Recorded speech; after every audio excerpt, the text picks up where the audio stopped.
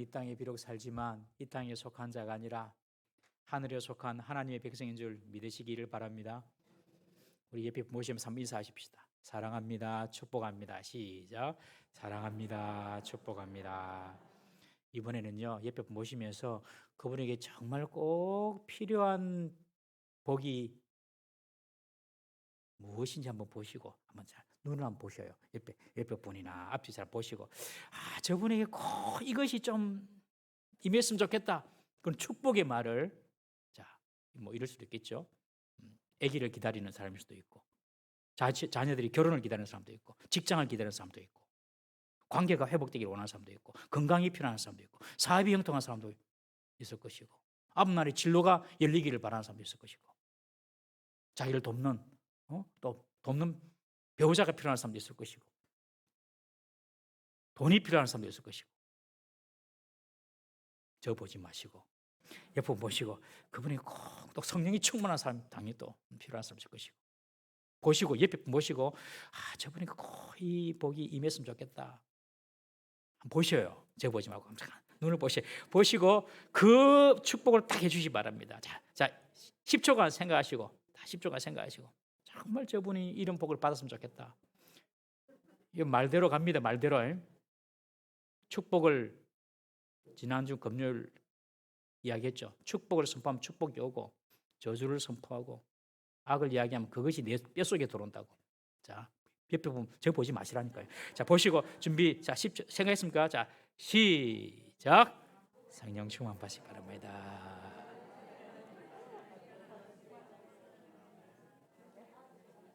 할렐루야.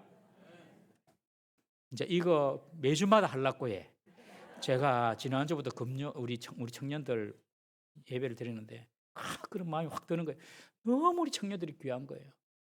이 청년들이 이제 예배 드리려고 앉아 있는데, 우리 청년들은 코로나가 와도 상관이 없어. 그냥 다음 오는 청년들. 너무 이 아이들 복을 주고 싶은 거예요.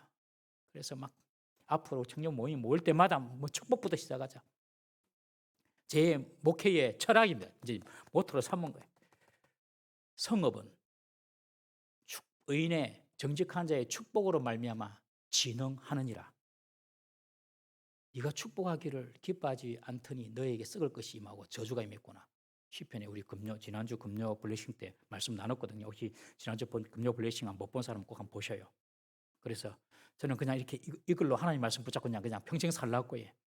그래서 축복하고 격려하고, 하나님께서 그래서 그 인생 가운데 임재하시고 역사하시고, 질병 있는 자는 질병이 떠나가고, 사업이 안 되는 사람은 사업이 형통하고, 성령 충만하지 못한 사람 성령 충만하고, 영혼이 잘 되고 범사가 잘 되고 육신이 강건해지고, 이 이야기를 교회에서 해야지 어디서 하겠습니까, 여러분?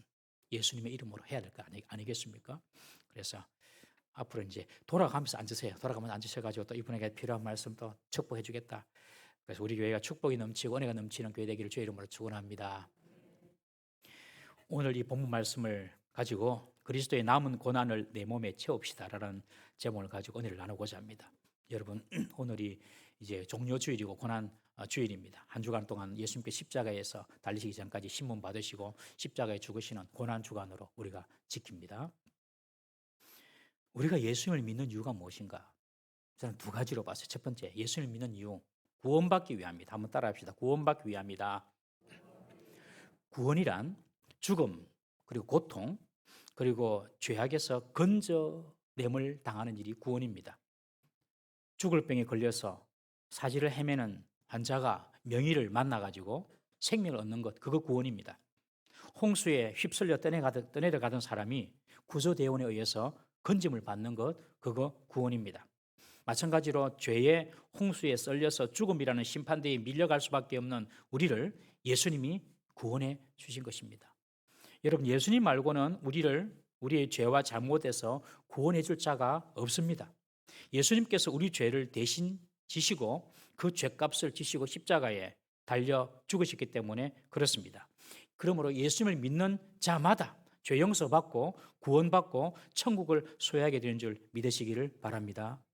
신약에 보면 이 천국을 낙원 혹은 하나님의 나라 이런 식으로 표현되어 있습니다. 천국은 어떤 나라냐? 하나님이 왕으로 통치하시는 나라가 천국입니다. 하나님이 왕 되신 곳, 곳, 그것이 바로 천국입니다.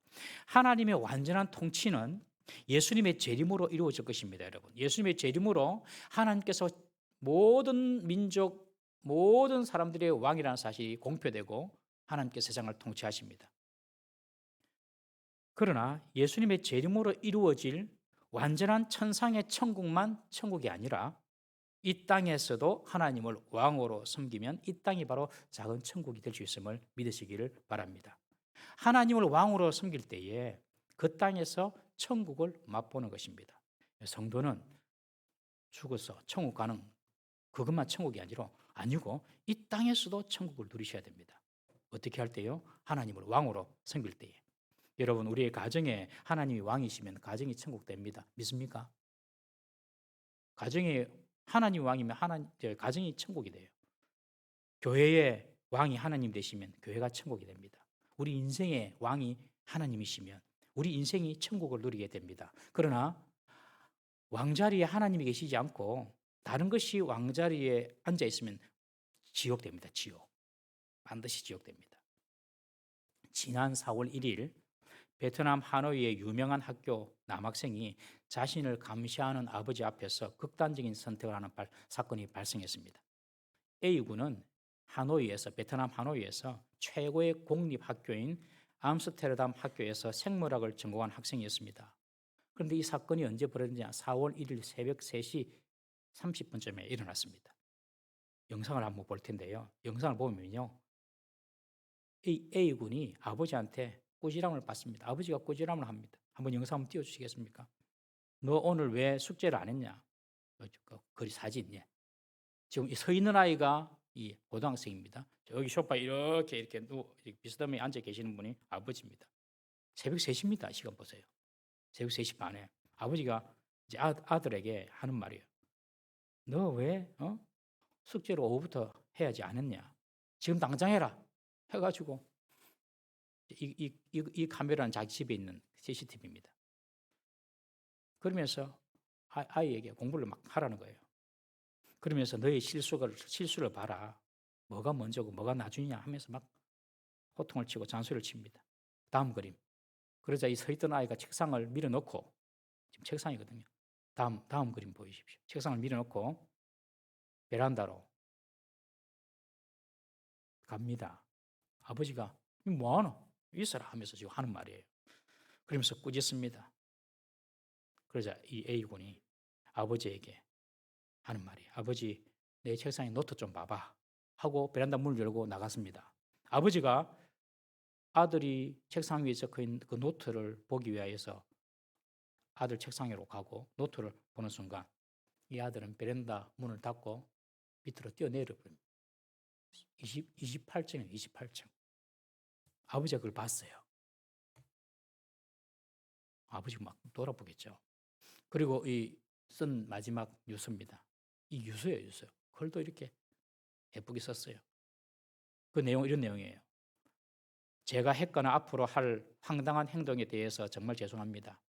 정말이지 인생은 너무 힘듭니다. 내가 지금 화가 나서 한 생각이 아닙니다. 오랫동안 생각해 왔습니다. 엄마는 매우 자상하지만 항상 잘못된 일이 있어서 과잉 반응을 보였습니다. 내 의견을 별로 중요하게 생각하지 않았습니다. 아빠는 다혈질입니다. 우리한테 관심도 없으면서 이해를 바라는 사람이었습니다. 내 인생에 화려한 것은 없지만 이게 내 마지막의 발언입니다. 안녕. 인생은 농담과 같다. 이러면서 뛰내려보는 거예요. 이것이 지금 이 SNS를 통해서 일파만파되고 있습니다. CCTV도 아들 공부하는지 안 하는지 감시하려고 했다는 거예요. 여러분, 이 학생이 이 집이 얼마나 지옥 같았을까요? 제가 이 기사를 보면서 그냥 제 억장이 무너지는 것 같더라고요. 네 자식들한테 공부 못해도 된다. 사람만 있어줘라. 그런 마음이 막 드는 거예요. 여러분, 오늘 집에 가시면 자녀들한테 네 부족해도 된다. 네 행복하고 네 살아있으면 된다. 여러분, 축복해 주시기 바랍니다. 부모가 말 한마디가 얼마나 자녀에게 이렇게 위로가 되는지 모르시죠? 네 괜찮다. 네 실수했나? 괜찮다. 괜찮다. 그 인생에 큰 인생이 별로 중요하지 않다. 네 실패해도 전혀 문제될 거 없다. 괜찮다. 하나님께서 너와 함께 하신다. 말 한마디만 해주면 과히 삽니다, 여러분. 할렐루야. 저 이 기사를 보면서 그냥 와, 제가 막 구토가 나올 것 같더라고요. 여러분, 학생들도 공부하는 목적이 분명해야 됩니다. 오늘 우리 임지사님 기도해 주셨지만 공부가 왕이 되면 안 됩니다. 이것 우리 부모님들이 먼저 알아야 됩니다. 하나님이 왕이 되셔야 됩니다. 사업을 하든 연애를 하든 무엇을 하든 우리의 왕은 하나님이십니다. 하나님이 제일 위에 계셔야 됩니다. 그 어떤 사람도 그 어떤 목적도 그 자리에 올라가면 안 됩니다, 여러분. 그러면 지옥 됩니다, 지옥. 그러나 우리를 구원하신 하나님 우리 인생 왕이 될 때에 우리는 천국을 경험하게 될 것입니다. 여러분, 우리가 예수님을 믿는 이유가 구원받아서 천국 백성이 되는 것입니다. 그러므로 천국을 가기를 원하시는 분들은 반드시 교회로 나와야 됩니다. 천국을 가기를 원하시는 분들은 반드시 교회로 나오십시오. 다른 곳은 천국을 보장하지 않습니다. 불교를 보십시오. 불교에 가보면요, 제가 불교 스님들하고 많은 이야기를 해봤습니다. 스님, 지금 돌아가시면 극락에 갈 수 있습니까? 가봐야지요. 그러더라고요. 가봐야지요. 절대로 다는 못합니다. 가봐야지요. 수술을 해야 하는데 의사가 째봐야 알겠는데 예. 그런 사람한테 우리 몸을 맡길 수 있겠습니까? 여러분, 가봐야 알겠는데요. 아닙니다. 그런 거는 그런 걸 따라가면 안 됩니다, 여러분. 여러분, 예수 믿으면 영생이 있고 구원을 받고 하나님의 자녀가 되고 하나님의 백성이 되는 줄 믿습니다. 천국 가기를 원하시는 분들, 천국 가기 싫은 사람 있잖아요. 그 사람은 논외고, 천국 가기를 원하시는 분들은 다 교회 와서 복음을 듣고 예수 믿어야 됩니다. 여러분, 그걸 우리가 전하십시다. 두 번째로 예수 믿는 이유는 예수님을 따르기 위함입니다. 예수님을 믿어서 구원받아 천국 백성이 되는 것이 전부라면 저와 여러분들 여기 계시면 안 돼요. 다 천국 가야 돼요. 그렇지만 우리는 예수 믿고 구원받았지만 천국의 백성이 되었지만 여전히 우리는 이 땅에서 우리에게 주어진 시간을 살아갑니다. 우리에게 주어진 시간을 살아간다는 것은 우리에게 주어진 사명이 있다는 것입니다. 그 사명이 무엇입니까? 그 사명이 바로 예수님을 따라 사는 것입니다. 예수님을 따라 사는 사람. 한번 따라 합시다. 예수님을 따라 사는 삶. 그것이 우리의 구원받은 두 번째 이유입니다. 어느 날 예수님께서 제자들에게 앞으로 예수님께서 많은 고난을 받으시고 장로들과 대제사장들과 율법학자들에게 배척을 받아 죽임을 당하고 나서 사흘 후에 다시 내가 살아날 것이다. 십자가의 죽음에 대해서 예수님께서 제자들을 가르치기 시작했습니다. 예수님께서 이 말씀을 드러내놓고 하시니까 베드로가 예수님의 멱살을 붙잡고 예수님 무슨 말씀하십니까? 지금 십자가에 돌아가신다니 하고 예수님께 항변을 합니다. 그때 예수님께서 제자들을 이렇게 둘러보시면서 하시는 말씀, 베드로를 꾸짖으시면서 하시는 말씀입니다. 사탄아, 내 뒤로 물러가라. 너는 하나님의 일을 생각지 않고 사람의 일만 생각한다. 그리고 예수님께서 제자들과 함께 무리를 불러놓고 그들에게 이렇게 말씀하십니다. 마가복음 8장 34절 다 같이 읽어보겠습니다. 시작. 누구든지 자기 목숨을 구원하고자 하면 잃을 것이요 누구든지 나와 복음을 위하여 자기 목숨을 잃으면 구원하리라. 그리고 뭐라고 말씀하냐면 누구든지 나를 따라오려거든 자기를 부인하고 자기 십자가를 지고 나를 따를 것이다. 자기를 부인하고 자기 십자가를 지고 나를 따를 것이다. 여러분, 여기서 자기를 부인한다는 말은 하나님을 떠나 죄악된 본성을 따라 살기를 원하는 그 자아를 부인하고 거부한다는 것입니다. 아담 이후로 타락한 인간은 본질적으로 죄를 향해 있습니다. 그의 인생에는 하나님이 없이 자신이 인생의 주인이 되고 싶어 합니다. 그런 자기를 부인한다는 것입니다. 그리고 자기 십자가를 진다는 것은 자기에게 속한 십자가를 져야 한다는 것입니다. 다 사람들에게 자기에게 속한 십자가가 있다는 것이죠. 예수님께서 모든 그리스도인들을 그리고 죄인들을 위하여서 십자가를 지신 것처럼 우리 예수님을 따라가는 자들은 모두 각자에게 태인 십자가가 있다는 것입니다. 예수님을 따라 살려고 할 때에 따르는 여러 가지 문제들이 많지 않습니까? 내가 예수님 믿는 사람은 아니면 내 마음대로 할 수 있는데 예수님 믿는 사람 아니면 내가 누릴 수 있는 거 다 누릴 수 있는데 그러나 포기해야 될 때가 있지 않습니까? 그것이 십자가를 지는 것입니다. 주님을 따르는데 감수해야 될 고통, 손해, 이것이 다 지고 가야 될 십자가입니다. 어떤 사람은 물질적인 손해가 자기가 지고 가야 될 십자가일 수도 있고요. 어떤 사람은 믿지 않는 배우자가 자기가 지고 가야 될 십자가일 수도 있고요. 어떤 사람은 미숙한 자기 인격이 자기가 지고 가야 될 십자가일 수도 있는 것입니다. 예수님을 따르기 위해서는 자기를 부인하고 자기 십자가를 져야 한다는 것입니다. 우리가 예수 믿는 두 번째 이유가 바로 예수님을 따르는 것인데, 그것이 뭐냐? 자기 십자가를 지고 예수님을 따르기 위함이다. 오늘 본문에서 바울은 자신이 예수님을 따르는 자로서 자신의 십자가가 무엇인지를 말해줍니다. 바울의 십자가가 무엇인가? 그것은 그리스도의 남은 고난이라는 것입니다. 그리스도의 남은 고난, 예수님의 남은 고난, 그것이 내가 지고 가야 될 십자가라는 것입니다. 여러분, 예수님의 공생애와 그리고 예수님의 십자가의 삶은 정말 고난과 고통의 삶이었습니다. 예수님이 당하신 십자가의 고난이 어떤 고난이었습니까? 로마의 역사학자 타키투스는 인간이 만든 사형틀 중에서 가장 악독한 사형틀이 바로 십자가다. 못을 박고 그리고 못 세 개로 십자가에 그 몸을 달리게 하는 것, 가장 악독한 사형틀이다. 그렇게 말을 했습니다. 그만큼 인간이 느낄 수 있는 가장 고통스러운 사형 집행 방법이 바로 십자가였다는 것이죠. 얼마나 잔인하고 혹독했는지 로마인들은 자기 민족 로마 사람들에게는 어떠한 중죄를 짓더라도 십자가형은 내리지 않았습니다. 예수님은 십자가에 달리시기 전부터 로마 군병들에게 심한 고문을 당하셨죠.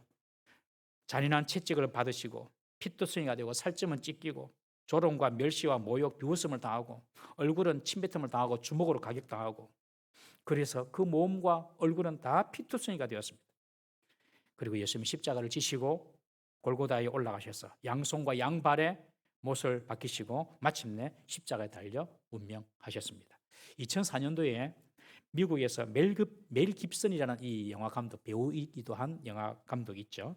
이분이 만든 영화가 패션 오브 크라이스트, 여러분들 한 번씩 다 보셨죠? 그리스도의 순환이라는 영화를 아실 것입니다. 원래 이 멜 깁슨은 아주 약물 중독자였다고 합니다. 그런데 성경을 읽고 예수님의 십자가의 고난과 죽음의 의미를 깨닫고 회개를 하게 되었답니다. 그리고 그 이후에 그는 예수님의 고난에 관한 영화를 좀 만들었으면 좋겠다 결심을 했어요. 그리고 그 제작비를 대어줄 투자자들을 모읍니다. 그런데 아무도 투자를 안 하더랍니다.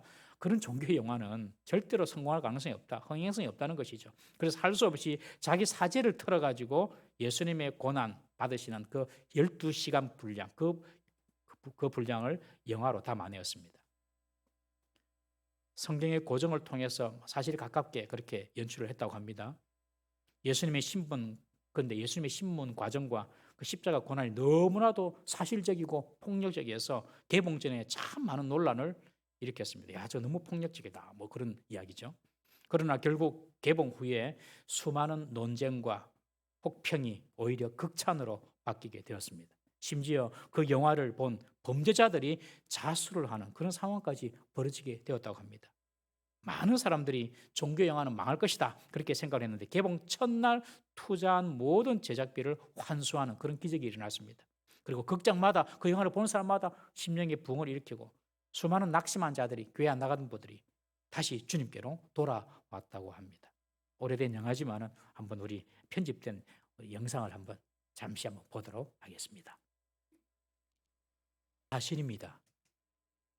왜 예수님께서 이런 끔찍한 고난과 고통을 받으셨습니까? 가시면류관 서시고 온몸에 채찍을 받으시고 손과 발에 못 박히고 모든 피, 물을 다 쏟았습니까? 그것은 예수님 자신의 죄가 아니었습니다. 바로 우리들의 죄 때문인 줄로 믿습니다. 그런 끔찍한 고난과 고통, 우리 때문에 예수님께서 받으신 거죠. 하나님은 사랑의 하나님이시기도 하시고 동시에 공의의 하나님이십니다. 하나님은 사랑도 있으시고 공의의 하나님입니다. 그 하나님께 이 죄는 그냥 묵고할 수 없는 것입니다. 그래서 예수님께서 우리 죄 때문에 대신 십자가에 죽으셔서 공의와 사랑을 완성하신 것입니다. 그러므로 우리는 예수님을 믿기만 믿으면 모든 죄를 용서받고 구원받으며 하나님의 자녀가 되는 줄 믿으시기 바랍니다. 그런데 바울은 여기 보면 그리스도의 남은 고난이 있다 그렇게 말을 합니다. 그리고 그 고난을 자신의 육체에 내가 체험해서 살겠다 그렇게 말을 합니다. 그리스도의 남은 고난, 이 무슨 뜻일까요? 이 말은 신학적으로 좀 오해하시는 그런 사람들이 많습니다. 야, 그리스도의 남은 고난 이렇게 말을 하니까 아직도 그리스도께서 나를 위하여서 다하지 못한 고난이 있으신가? 우리를 구원하기 위하여서 아직까지 부족한 고난이 있으신가? 이렇게 생각을 하시는 분들이 있습니다. 특별히 천주교에서 그렇게 말을 합니다. 여러분, 천주교는 예수님의 대속적인 고난이 부족하다 그렇게 해석합니다. 그래서 구원을 위해서 우리 성도들의 입장에서, 사람들의 입장에서 나의 고행, 나의 고난, 나의 수행, 나의 선이 필요하다. 그래서 이런 나의 고행과 나의 순환이 보태져서 구원을 이룬다. 여러분, 그렇게 믿습니다. 그게 천주교 교리입니다. 여기서 천주교의 고행주의가 나왔습니다. 그리고 여기서 공덕축적설이라는 교리가 나왔습니다. 좀 어려운 말인데요. 공덕축적설이라는 교리가 나왔습니다. 공덕축적설이란 말은 베드로나 바울 같은 그런 성인들, 그런 위대한 분들, 그런 분들은 자기가 구원받고도 남을 정도의 의 혹은 공덕이 막 쌓여 있다는 것이죠. 그러니 그분들의 공덕을 지상에 있는 우리들이 미사나 기도나 헌금이나 어떤 수행을 통하여서 그분의 공덕을 사는 것입니다. 그래서 연옥에 있는 영혼들이 천국에 갈 수 있다라는 아주 해괴한 교리가 바로 이 공덕 축적설입니다. 이것이 바로 연옥 교리 그리고 성인 숭배 사상으로까지 이어진 것입니다. 이 공덕 축적 교리는 중세의 교황이 성 베드로 성당을 짓기 위해서 재원을 마련하기 위해서 면벌부 혹은 면접을 하고 팔지 않습니까? 그 팔면서 만든 교리가 공적 축적설입니다. 여러분, 예수님의 속죄의 고난에 우리의 고난을 보충해야지 우리가 완전한 구원을 받는다. 여러분, 이것은 전혀 성경적인 것이 아닙니다. 예수님의 대속의 고난은 우리를 구원하기에 충분한 것입니다. 우리 골로새서 1장 20절 말씀 한번 읽어보겠습니다. 시작. 그의 십자가의 피로 화평을 이루사 만물고 땅에 있는 것들이나 하늘에 있는 것들이 그로 말미암아 자기와 화목하게 되기를 기뻐하심이라. 그의 십자가의 피로 화평을 이룬 것입니다. 여러분, 21절 22절 보겠습니다. 시작. 전에 악한 행실로 멀리 떠나 마음으로 원수가 되었던 너희를 이제는 그의 육체의 죽음으로 말미암아 화목하게 하사 너희를 거룩하고 흠없고 책망할 것이 없는 자로 그 앞에 세우고자 하셨으니, 육체의 죽음으로 우리가 화목하게 된 것입니다. 예수님의 고난, 그것으로 말미암아 하나님과 우리는 이미 화목하게 되었습니다. 예수님께 십자가 위에 달리실 때 마지막 뭐라고 말씀하십니까? 다 이루었다. 테텔레스타이, 다 이뤘다 그랬지 뭐 좀 남아있다 그렇게 말씀하지 않으셨거든요. 그러면 바울이 이야기한 이 예수님의 남은 고난, 그리스도의 남은 고난은 무엇을 말하는 것일까요? 1장 24절 오늘 본문 다시 보시면은 바울은 그렇게 말합니다. 그리스도의 남은 고난을 그의 몸된 교회를 위하여 내 육체에 채우노라 그렇게 말합니다. 즉 예수님의 남은 고난은 구원을 위한 고난이 아니라 바로 교회를 위한 고난이라는 것입니다. 다시 말하면 복음 전거를 위한 고난입니다. 교회를 위하여 복음을 전하다 보면은 당하는 고난, 이것이 예수 그리스도의 남은 고난이라는 것입니다. 바울이 복음을 위해서 그리고 교회를 위하여 당한 고난이 무엇입니까? 우리 짧게 한번 읽어보겠습니다. 고린도후서 11장 23절부터 한번 쭉 한번 읽어보겠습니다. 시작. 그들이 그리스도의 일꾼이나 정신없는 말을 하거니와 나는 더욱 그러하도다. 내가 수고를 넘치도록 하고 옥에 갇히기도 더 많이 하고 매도 수없이 맞고 여러 번 죽을 뻔하였으니 유대인들에게는 40에서 하나 감한 매를 5번 맞았으며 3번 태장으로 맞고 1번 돌로 맞고 3번 파선하고 일주일을 깊은 바다에서 지냈으며 여러 번 여행하면서 강의 위험과 강도의 위험과 동족의 위험과 이방인의 위험과 시내의 위험과 광야의 위험과 바다의 위험과 거짓 형제 중에 위험을 당하고 또 수고하여 애쓰고 여러 번 자지 못하고 줄이며 목마르고 여러 번 굶고 춥고 헐벗었노라. 이외 일들은 고사하고 아직도 날마다 내 속에 눌리는 일이 있으니 곧 모든 교회를 위하여 염려하는 것이라. 이 바울의 염려가 있었어요. 그것은 복음을 전가하면서 그리고 교회를 생각하면서 오는 염려입니다. 염려. 여러분, 우리에게 어떤 염려가 있습니까? 여러분, 우리에게 어떤 염려가 있습니까? 교회를 생각하고 염려하고 복음을 전가하기 위해서 오는 그런 고난, 그런 것들 생각하면서 염려하고 여러분 이것이 그리스도의 남은 고난인 것입니다. 바울이 고난당한 이유도 자신의 죄 때문이 아니라 교회 때문입니다. 세상에 복음을 전가할 때에 오는 그런 박해와 핍박 때문에 오는 그런 고난이었습니다. 바울 자신의 죄가 아닙니다. 여러분 왜 세상은 근데 복음을 박해하고 핍박할까요? 왜 그럴까요? 그런 생각 해보셨습니까, 여러분? 왜 세상은 교회를 박해하고 못 살게 굴까요? 요한복음 15장 25절 말씀 한번 보겠습니다. 시작. 그러나 이는 그들의 율법에 기록된 바 그들이 이유 없이 나를 미워하였다 한 말을 응하게 하려 함이라. 예수님이 십자가의 죽음을 두고 하는 말씀입니다. 예수님께서 그들이 나를 십자가에 못 박는 것은 이유 없이 나를 미워한다. 이유 없이. 여러분 그냥 싫은 겁니다. 그냥 하나님이 싫은 거고 복음이 싫은 것이고 예수 믿는 사람이 싫은 것입니다. 여러분 이유 없는 거예요. 예수님께서 십자가의 고통이나 십자가를 못 박는 그 이유가 없는 것입니다. 여러분 굳이 이유를 대자면 그들은 예수님과 다른 진영의 사람들이었습니다. 그러니까 싫어하는 것입니다. 여러분 예수님과 다른 진영의 사람이란 마귀, 사탄 마귀에게 속한 사람이라는 것입니다. 영적인 세계는 딱 두 개가 있습니다. 두 진영만 있습니다. 영적인 세계는 예수님의 진영, 사탄 마귀의 진영. 그 가운데 회색지대는 없습니다. 예수님의 진영, 사탄 마귀의 진영. 예수님께 속했으면 사탄 마귀에게 안 속했고, 예수님께 안 속했으면 중간에 뭐 회색지대 이런 거 없고 다 사탄 마귀에 속한 것입니다, 여러분. 여러분 사실요, 이 세상도 마찬가지입니다. 이 세상도. 이번 우크라이나 전쟁을 보십시오. 여러분도 어떻게 보십니까? 이 우크라이나 전쟁 보셔요. 우크라이나 전쟁을 통해서 누가 누구의 친구고 누가 누구의 적인지 분명하게 드러납니다, 여러분. 그렇지 않습니까? 러시아, 중국, 북한, 그리고 유럽, 미국. 공산, 독재, 권위주의와 자유민주주의. 앞으로 세계는 이렇게 두 진영으로 뚜렷이 블록화될 것입니다, 여러분. 분명합니다.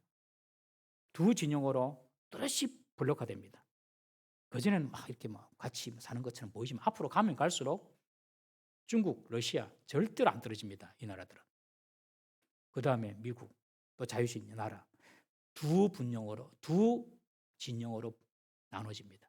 말세 때입니다. 말세 때. 예수님께서 양과 염소로 딱 나눠진다고 그랬잖아요.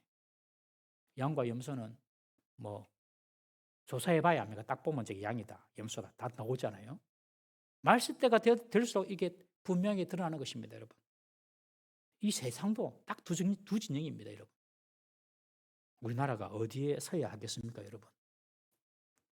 정말 우리는 이 나라의 위정자들 위해서도 기도해야 될 줄로 믿습니다. 바로 영적인 세계는 더 분명하죠. 하나님의 세력, 사탄의 세력 딱 나눠져 있습니다. 사탄의 세력은 이유 없이 하나님께 속한 자를 미워합니다. 예수님도 그 미움을 당하셨습니다. 그래서 십자가에 못 박히신 겁니다. 바울은 이런 세상이 복음과 교회를 향한 그런 핍박, 고난, 세상이 주는 이런 핍박과 고난을 그리스도의 남은 고난이다라고 표현합니다. 이것이 자신이 지고 가야 될 십자가다. 그리고 이런 고난을 내 육체에 내가 채우면서 살겠다라고 고백합니다. 여러분, 우리들도 복음을 전하고 그리고 교회를 섬기는데 고난이 있지 않습니까? 전도하러 나가면은 뭐 말 듣기 싫고 전도지 받기 싫으면 뭐 그만이지.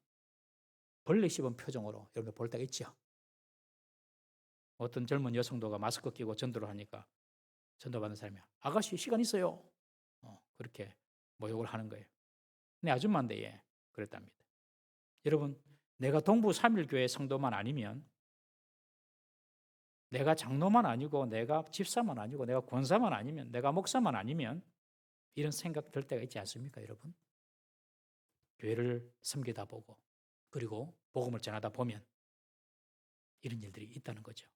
특별히 또 교회 안에 들어와서 더 깊이 교회를 감당하다 보면 교회가 참 세상적인 모습이 많다. 이런 거 보일 때가 있습니다. 그때는 비난하고 비판하기는 쉬워도 기도하기는 어려운 것입니다. 그렇지만 참고 기도하는 것.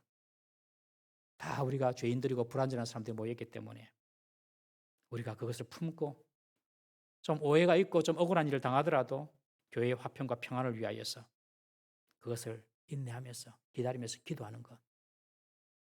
오직 주님이 몸된 교회를 생각하면서 내가 십자가를 지고 가는 것. 여러분 그것이 바로 그리스도의 남은 고난인 줄 믿으시기를 바랍니다. 복음을 위하고 교회를 위하는 그리스도의 남은 고난. 사도 바울만 지고 갈 것이 아니라 하나님의 자녀로 부르심을 받은 저와 여러분들 모두 우리 모두가 다 주님의 남은 고난에 참여할 사명이 있다는 사실을 꼭 믿으시기를 바랍니다. 우리가 엄청난 구원의 축복을 받았으니 우리 남은 생애 동안 예수님의 그 고난의 은혜, 대속의 은혜를 늘 감사하면서 바울처럼 복음 전파와 교회를 위해서 예수님의 남은 고난을 담당하면서 사는 것이 저와 여러분들의 사명인 줄 믿으시기를 바랍니다.